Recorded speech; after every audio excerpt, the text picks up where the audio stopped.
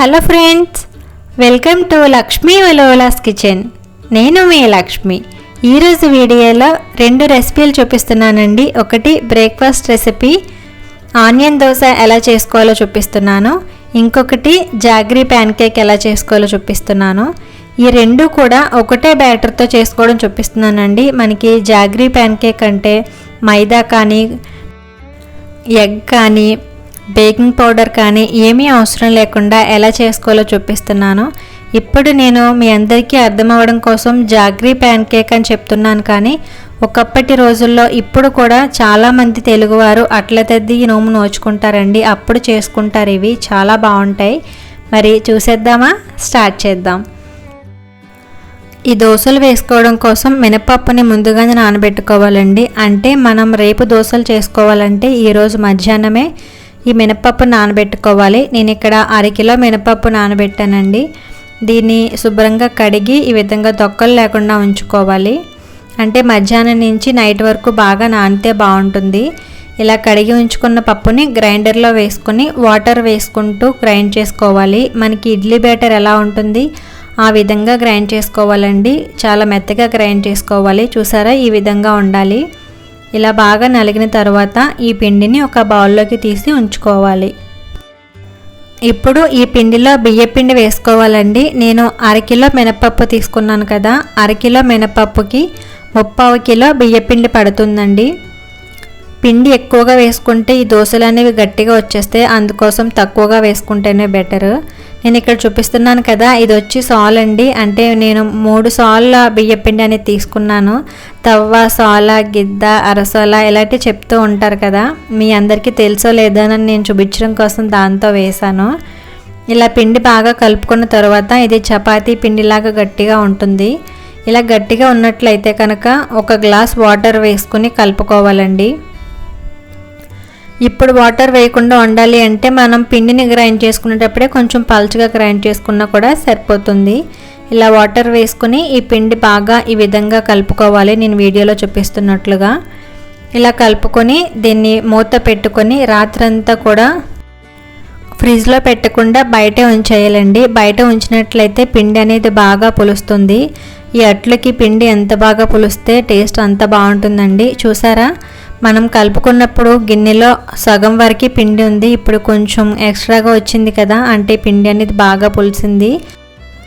ఇప్పుడు ఈ పిండిలో సగం వరకు వేరే బౌల్లోకి తీసేసుకోవాలండి. అంటే నేను ఒకటే బ్యాటర్తో 2 రెసిపీలు అని చెప్పాను కదా.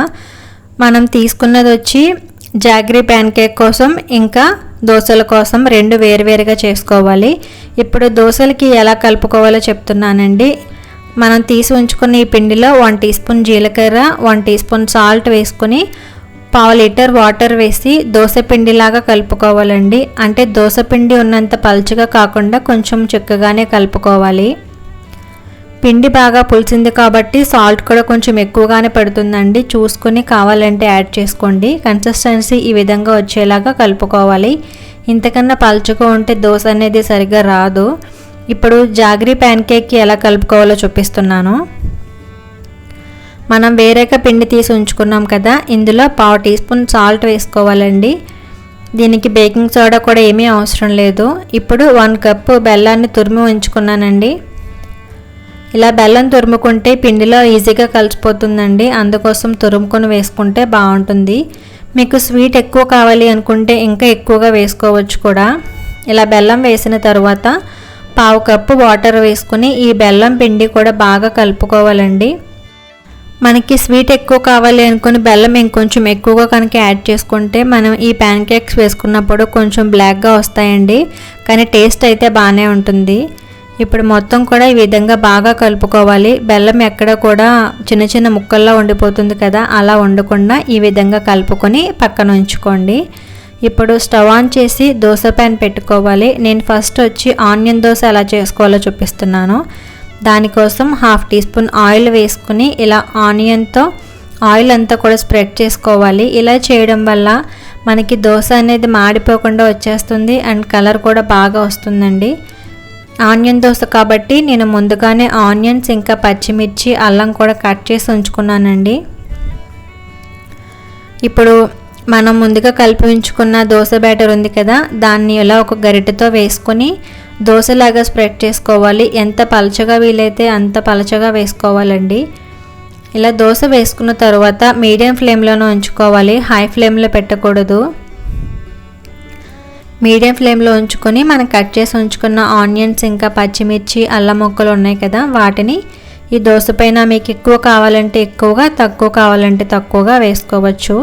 ఇలా వేసుకున్న తర్వాత దోశ చుట్టూ 1 టీ స్పూన్ ఆయిల్ వేసుకొని ఆనియన్స్ పైన కూడా 1 టీ స్పూన్ ఆయిల్ వేసుకోవాలి. ఈ ఆనియన్ దోశకి కొంచెం ఆయిల్ అనేది ఎక్కువగా ఉంటేనే బాగుంటుందండి. ఇలా మీడియం ఫ్లేమ్లో 2 నిమిషాల పాటు వదిలేస్తే దోశ కలర్ అనేది బాగా వస్తుంది. చూసారా, ఈ విధంగా కలర్ వచ్చిన తర్వాత వేరే వైపుకి టర్న్ చేసుకోవాలి. ఇప్పుడు కూడా మీడియం ఫ్లేమ్లో ఉంచుకొని 1 నిమిషం పాటు రెండో వైపు కూడా కాలిన తర్వాత దీన్ని మడుచుకొని మనం ఒక సర్వింగ్ ప్లేట్లోకి తీసేసుకోవాలి. ఈ దోశ క్రిస్పీగా కాలితేనే చాలా బాగుంటుందండి టేస్ట్. ఇప్పుడు ఆనియన్ దోశ చూసారు కదా, నెక్స్ట్ వచ్చేసి జాగరీ ప్యాన్ కేక్ ఎలా చేసుకోవాలో చూపిస్తున్నాను. ఈ దోశ ప్యాన్ని ఒకసారి వాష్ చేసి అప్పుడు స్టవ్ పై పెట్టండి. ఎందుకంటే మనం ముందు ఆనియన్ దోశ వేసాం కదా, ఆనియన్ స్మెల్ అనేది వస్తుంది, అందుకోసం వాష్ చేసి పెట్టుకుంటే బాగుంటుంది. ఇలా పెట్టుకొని దీనిపైన ఒక 1/2 టీ స్పూన్ ఆయిల్ వేసుకొని బ్రష్తో ఈ విధంగా స్ప్రెడ్ చేయాలండి. ఆనియన్తో అస్సలు స్ప్రెడ్ చేయకండి, ఎందుకంటే ఇది ప్యాన్ కేక్ కాబట్టి ఆనియన్ స్మెల్ వచ్చేస్తుంది. బ్రష్ లేకపోతే ఒక స్టిక్కి కాటన్ క్లాత్ చుట్టి దాంతో స్ప్రెడ్ చేసుకోవచ్చు. ఇప్పుడు మనం ముందుగా కలిపి ఉంచుకున్న జాగరీ బ్యాటర్ ఉంది కదా, దాన్ని 2 గరిటెలు వేసుకుంటున్నానండి.